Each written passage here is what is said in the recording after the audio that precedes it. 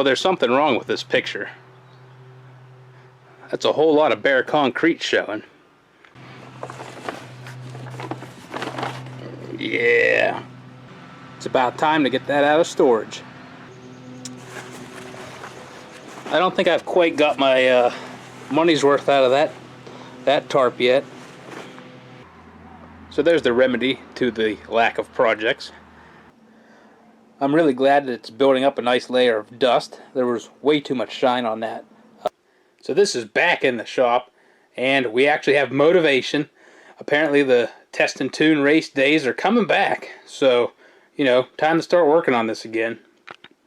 And another vital piece is the front drive sprockets.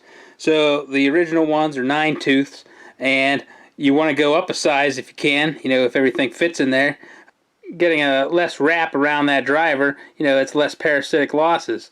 So we found a set of 10-tooth drivers. Now, we didn't go to the Wall Brothers catalog, we went to the eBay catalog, and after doing a little bit of digging, early Firecat drivers are 10-tooth. So you can pick up a set of these if you can find them real cheap, and there you go. There's your aftermarket 10-tooth drivers that we're going to swap onto the other drive shaft. See if there's any mice taking up residence in here. Yeah, might have been a little bit. Those cats better start paying their due around here. And I've actually been looking for another drive shaft here for a while. I forgot I put one in here for storage, so that worked out. There you can see the difference between the driver diameters. Well, this ain't Le Mans, but we're changing drivers. Well, it took a while, but we're halfway there. Got the new 10-tooth drivers pressed on. Now we've also got the shocks out here on the bench, and we need to shorten these up or, you know, decrease the spring tension on it to get the front end to sit lower. Right now we wedged a 2x4 underneath the belly pan there, and that's giving us our ride height. 2 inches ought to be enough clearance. Hopefully you don't hit any roadkill. Now I might have a set of those really thin pencil shocks sitting out in the parts pile somewhere, but I don't know if they're going to be short enough. So we may end up just modifying these stock springs, because we're definitely not buying any other new parts. I think we can probably get a bit more life out of those bushings. Well, I guess the chain case is going to need some attention. I forgot that it doesn't have the adjuster screw for the tension on the front of the case here. We're either going to have to drill and tap this or find a different chain case. Because the setup that uses the 2 rollers with the spring in the middle, I don't think that's going to cut it. Got the suspension back in here, and you know, we got most of it done last time, but still got some odds and ends to button up and finish. And I was actually studying up some, you know, the good aftermarket suspensions, and I noticed they have a lot more wheels here across the back. And I started thinking, you know, since we're using these dollar bin Kawasaki wheels, probably wouldn't be a bad idea to add at least a 3rd one in here, just in case one of these goes, your, you know, track's not flopping around, you know, at 100 miles an hour. So we're going to add in another dollar wheel here, because we don't skimp on this. But that piece of billet aluminum right there is going to carry this whole suspension along. So we're trying to push 100 mile an hour with this thing, you know, and you should put new bearings in. But if they're going to be Chinese bearings, I'd rather just put some good oil into some good, you know, Czechoslovakia made bearings and let her roll. I mean, this feels wrong, but we're breaking out the maths on this thing to get the alignment right. We've got some freshly machined spacers. Well, there we go. Triple rear either wheels. I mean, this is almost looking too professional for barn fresh racing, but we'll see how it holds up. I'm slightly concerned about the stock Arctic Cat cross shaft is 5/8 aluminum. So, I mean, you got to run the track pretty tight on the asphalt sleds from what I hear, so we'll see if we bend that or not. We may end up upgrading to a steel or a 3/4 inch shaft going through here, and then we'll have to change all of the bushings, which we don't have. So we tore out the tunnel protectors because there's no studs, so we won't need those anymore. So after further review, and sleeping on, you know, thinking about this cross shaft here.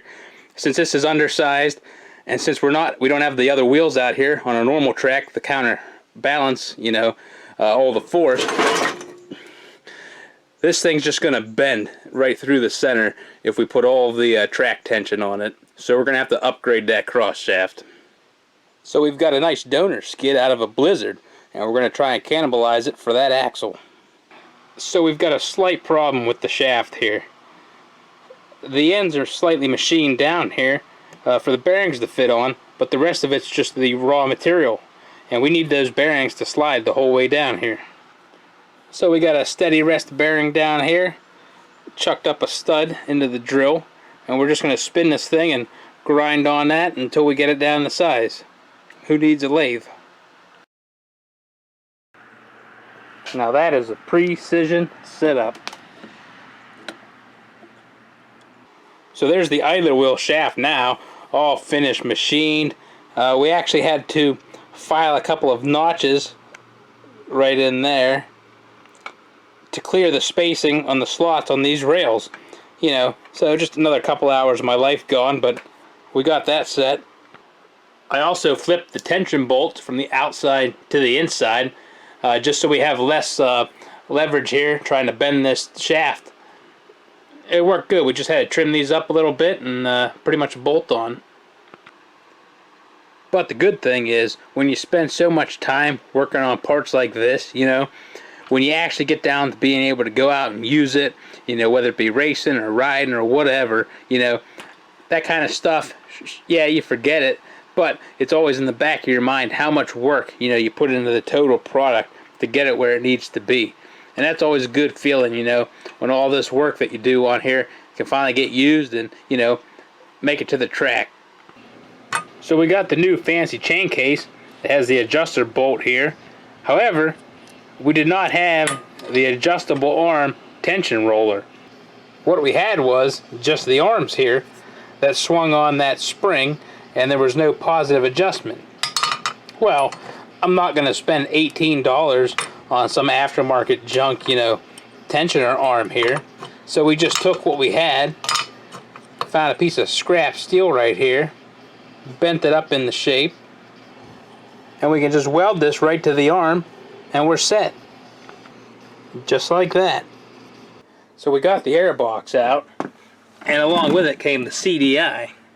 Now, the 93s are known for that hot CDI box, and upon further inspection, this is not it. Somebody already stole the good one off of it. So we finally got to get in there and clean out that mouse nest, and also clean up that rat's nest of fuel lines. So I'm going through stuff here, had the chain case off, and grabbed the jack shaft here. Notice that there's a little bit of play in that bearing. The whole bearing's moving around. Well, that ain't right. So I wrenched on it some more. Yeah, that really ain't right. That whole bearing retainer's split in half. Well, that's pretty bad. That really split there. You can see the whole bracket sort of bent in. That happens sometimes if you tighten down the clamp on the bearing here first before you tighten the gear up over there.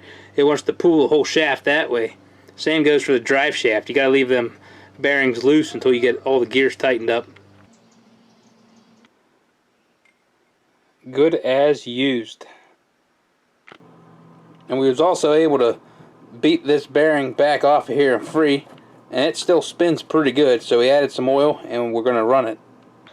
I mean, at least it's starting to look like something. So there it is with the suspension mocked up in it. We got to lower the front end a little bit more, and I think the back end's actually too low because the other wheels are hitting on the top of the tunnel. The track's getting baked in the sun with some WD-40. So we're getting ready to tighten up all the bolts on this suspension and hopefully be done with it permanently. However, we decided to get the old straight edge out here and give it one more test on the wheels, because I noticed something odd when it was sitting on the pavement. When you set the straight edge down on the back set of wheels, there is a gap. But when you set it on all the other idler wheels, it's pretty much perfect the whole way back until you get to the big wheels. Now, I'm not exactly sure what happened with the measurement there, but the back wheels are sitting about a 1/4 inch too low. Now, I don't know if I've mentioned this, but as usual, we're waiting until the last minute to try and finish this project. I think there's like 8 days left until I want to have this thing running, so we're not going to spend time trying to re-engineer the entire skid. The solution is going to be that since these are the 8-inch wheels, which are the best for rolling resistance and everything, we're going to have to substitute some 7.5-inch wheels back into here for now, which I'm sure is going to cost us a couple mile an hours up top, but you know, we're just shaking this thing down, so we'll get those back when we can you know, fix it the right way. I mean, these are the stock size wheels off of the Blizzards, so you know, they've got to be speed rated for some serious mile per hour. Punched a bunch of extra holes in the stock limiter straps so we'd have some adjustment. And I also hacked off the end of the rails here to shorten them up so we don't stab the track. It's not a true barn fresh build if it's not held together with some zip ties. Well, we're running out of time and resources for this project, so we needed somewhere to mount them coils. I mean, this is lightweight billet pine. Should be perfect. Well, we are making progress now, getting the track fitted in there. I seem to have lost about a handful of bolts somewhere. I'm sure we'll find them after I complete the sled. Alright, look at that. The suspension is in. And boy, you'd be thinking we'd be moving on to other things and getting stuff done, but no. So after getting the suspension in there, I was checking track tension and, you know, looking at the spring, you know, adjusting that. And I noticed that this bracket, it's not sitting level, okay?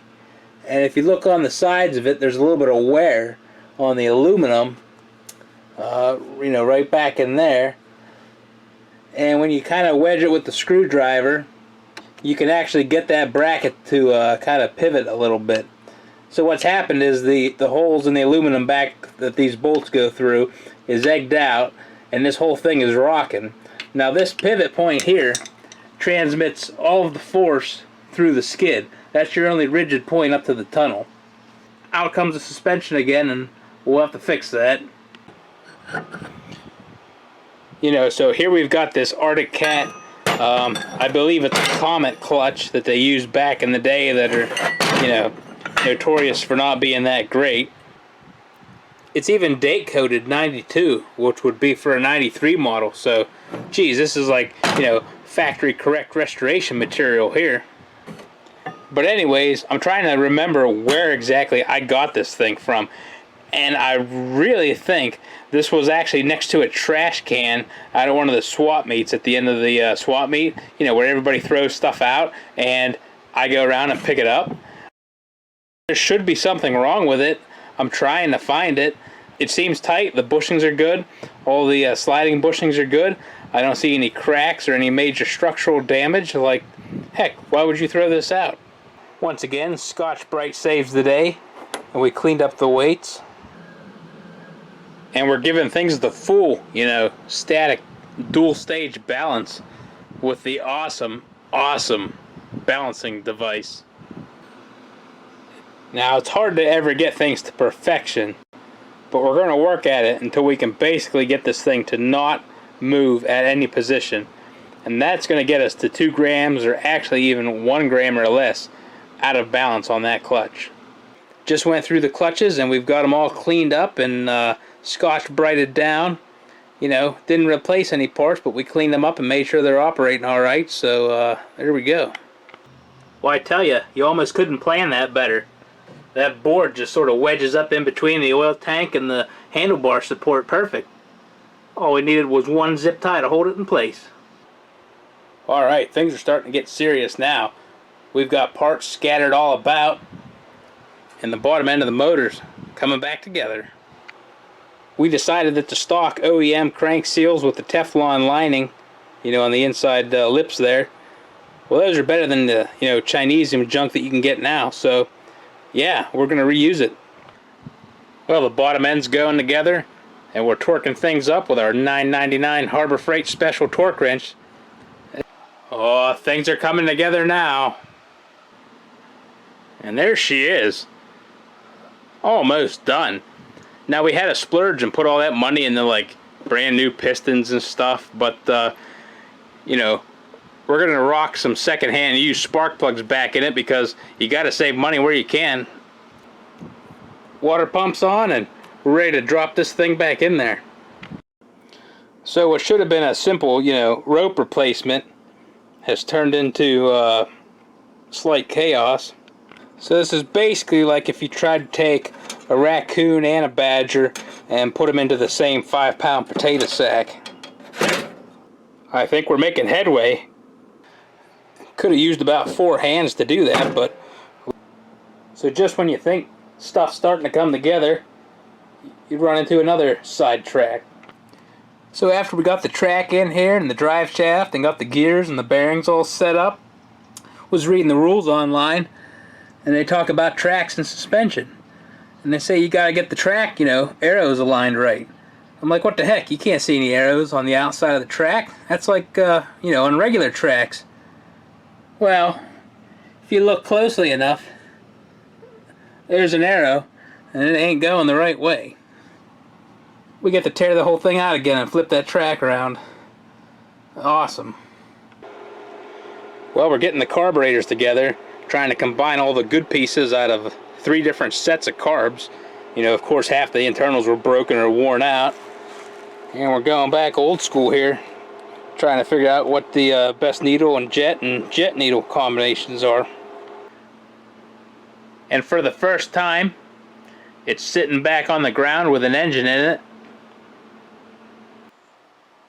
Well, that has to be the most efficient hose routing ever. Problem was we had to go right from the thermostat housing to the filler neck. But in the meantime, we had to adapt down from 1 inch to 3/4 inch and install the quick disconnects. And the quick disconnects I had were 3/4 inch, and those are expensive, so I wasn't going to buy new ones. It's cheaper to pay $6 for a couple of adapters. But we didn't have enough length to just go directly end to end. Luckily, there was enough pre-bent pieces we could fix up something. You know, you should always have a scrap pile of hose laying around. Well, we just had an accident. I'm not sure what happened. I was walking along with a rag, tripped, fell, and then, you know, next thing you know, this thing's shiny all of a sudden. Probably going to lose about 5 miles an hour after getting rid of the speed dust. The pipes are in. We got the exhaust evacuation system rolling. We're going to see if we can't get this thing to fire off.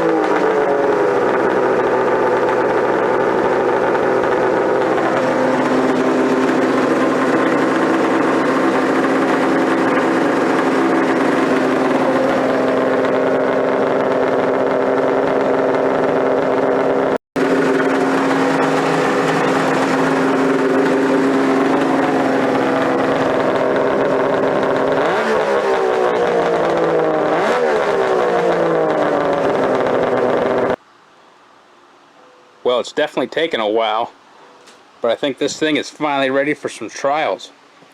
Next stage is getting to the drag strip, breaking this thing in, and seeing what kind of times it'll put down.